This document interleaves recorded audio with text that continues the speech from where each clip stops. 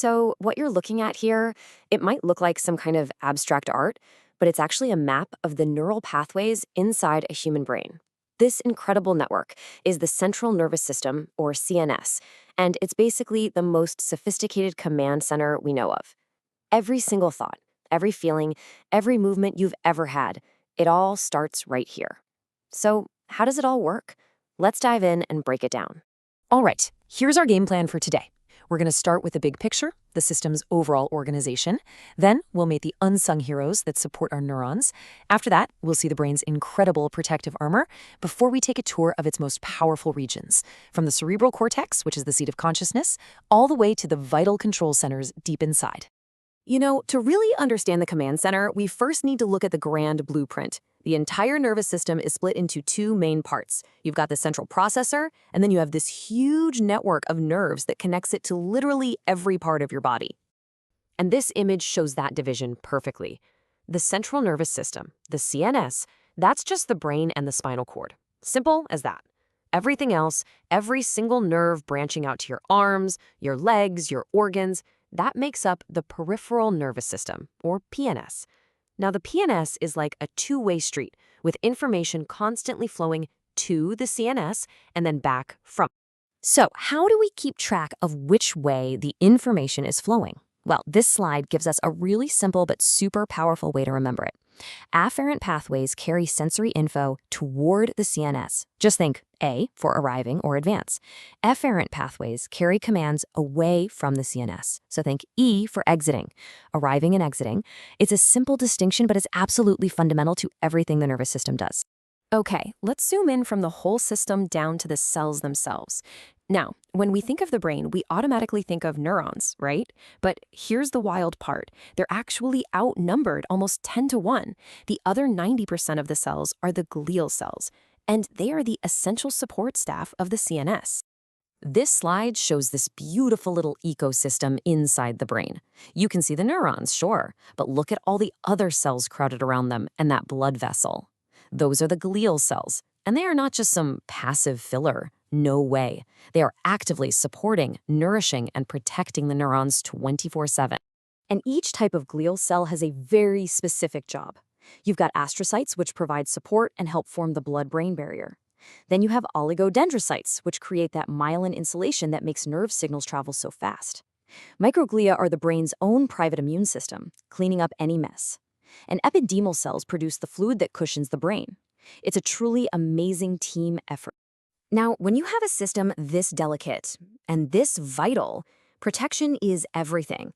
The body has evolved this amazing, multi-layered defense system to keep the CNS safe from both physical damage and chemical threats.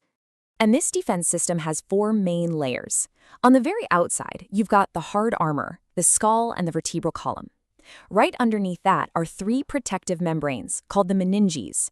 Then the brain itself is literally floating in a liquid cushion of cerebrospinal fluid. And finally, protecting it from the inside, there's a chemical shield, the blood-brain barrier. The CSF is fascinating because it's not just sitting there like a stagnant pool. It's a dynamic circulating system. As you can see here, it's constantly being produced in these hollow chambers in the brain called ventricles.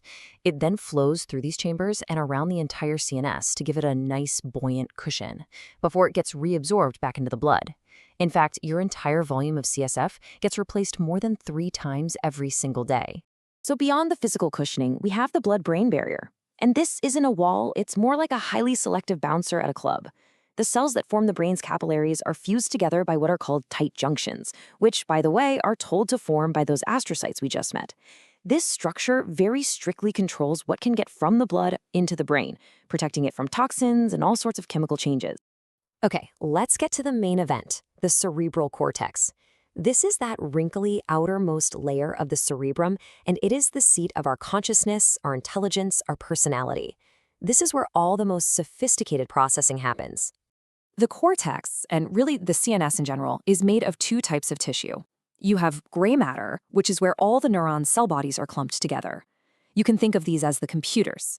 Then you have white matter, which is made of all the long, myelinated axons connecting different areas. These are the communication cables, the wires. This slide, this reveals something absolutely amazing about how the cortex maps out our body. These bizarre-looking figures are called homunculi, which means little men. And their distorted shapes show you exactly how much brain power, how much cortical real estate is dedicated to sensory input or motor control for each body part. The huge hands, the massive lips and tongue, that shows you just how much processing power is needed for the incredible sensitivity and fine motor control we have in those areas. So, how does all this cortical real estate actually work together? Well, let's take one of the most complex things we do as humans, language, to see the flow of information in action. This slide highlights the two key language centers in the cortex. First, you have Wernicke's area, which is all about language comprehension, making sense of what we hear and read. Then you have Broca's area, which handles the production of speech, forming the words so we can respond. And these two areas are deeply connected, which allows for a totally seamless flow of information. Let's just trace it for a second. To speak a word you see, the signal first hits your visual cortex. Then it travels to Wernicke's area, which figures out the word's meaning and plans what to say back. That plan gets sent to Broca's area, which creates the motor program for speech. And finally, the primary motor cortex executes that program, telling your muscles exactly how to move to say the word. It's a beautiful four-step cascade. And we know this pathway is accurate because of what happens when parts of it get damaged. Damage to Broca's area leads to what you could call broken speech. Patients understand everything perfectly, but they just can't form the words to reply. On the other hand, damage to Wernicke's area results in speech that's wordy but totally meaningless. Patients can speak fluently, but neither they nor anyone else can understand what's being said. All right, so beneath that complex cortex lie these subcortical structures. You can think of these as older, more primitive parts of the brain, but they are absolutely essential for things like regulating movement, relaying signals, and just keeping our bodies in balance. This table gives us a great little summary. You've got the basal nuclei, which act like a gatekeeper for movement, stopping you from making unwanted motions. The thalamus is the master relay station, directing almost all sensory information to the right part of the cortex. And the hypothalamus is the hub for homeostasis, regulating everything from your body temperature to your hunger and thirst. But, maybe the most profound concept of all is that this incredibly complex machine isn't fixed. It's plastic.